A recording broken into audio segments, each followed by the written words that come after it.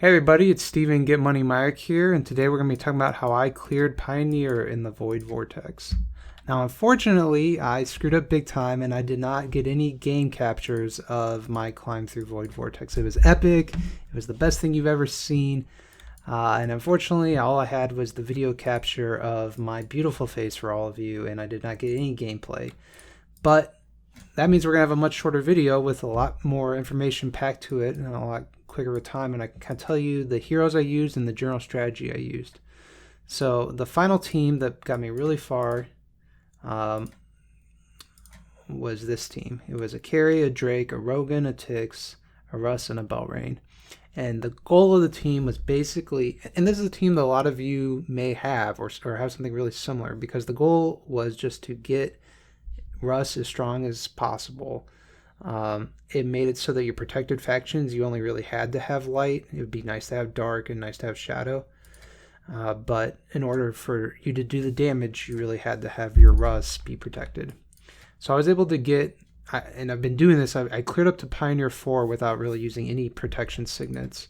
And I recommend that if you can't really get to that point, you probably can't be trying to clear Pioneer 1. You're not going to have enough protection signets when you get to Pioneer 1 to clear it. So you got to be doing at least Pioneer 4, maybe even 3 without using any signets. I had to use signets on one planet on 3 and one or two planets on 2. But then I had enough. I had like 20 signets left over that I could just knock out all the planets on Pioneer 1. The build I used, for the most part, was I have a V2 Rux, or almost V2 Russ. He does not have the final part. I used an energy and a 1-3 split and holy damage attack with 2-2-3-2. Every once in a while, if I felt like he was tanky enough, I would be switching this over to a staff punisher.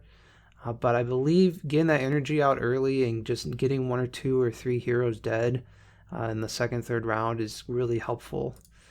For Drake, we used energy. For Carry, we used energy. For Rogan, we used energy. For Tix, we used energy. And for Belrain, we used energy.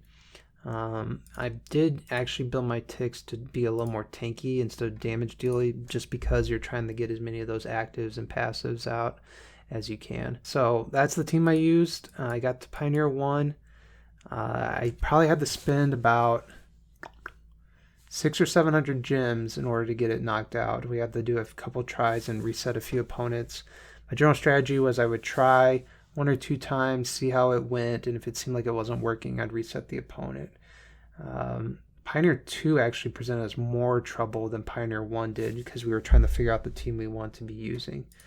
A few tips: carries and Garudas were definitely the most challenging heroes for me.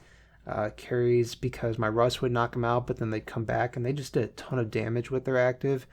And then and then Garudas, between what they had and their active skills, were just brutal. And that's where having the carry was really helpful. We can go ahead and, this is Explorer 5. I was able to clear 1 planet. We can go ahead and I've still got 3 left over. Just run this team and see how it performs.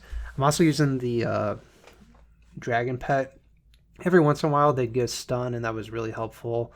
Also, just giving that increased crit damage on Russ. A lot of times it would line up that Russ was able to get 2 actives off, and on the second one especially, it would just do a ton of damage. So you can see there how we took out 2 heroes, almost took out 3. You can see just how much damage those carries do here, and the Garuda just with the active skills. So no stuns there this time. We're probably not going to clear this base.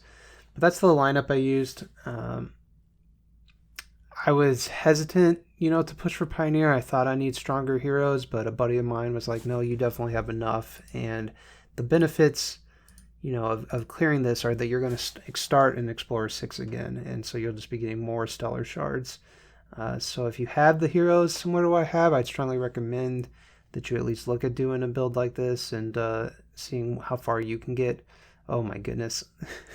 And then it'll be a long time, I think, before we ever clear Explore. We're going to need some big level ups, a lot of Void 4 imprints, a lot of awesome, strong heroes. Well, we'll go ahead and finish this fight. Maybe we'll do 1 more of these fights. I'll just leave this running. That's my advice. Feel free to ask me in the comments if you have any questions about what I did. I'll try to help out to the best of my ability. The big thing was buffing the Russ so that they could do the damage, and a carry was definitely huge. Carry stealing the energy from Garuda actives was super helpful. You see, because look at that Garuda active. It's just insane. And obviously this is Explorer, not Pioneer, but the same kind of nonsense was happening.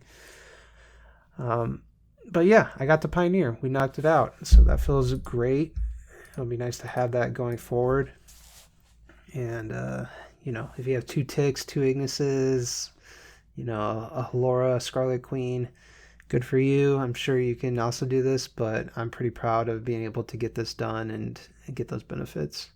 So that's my video, and I will see y'all later. Bye.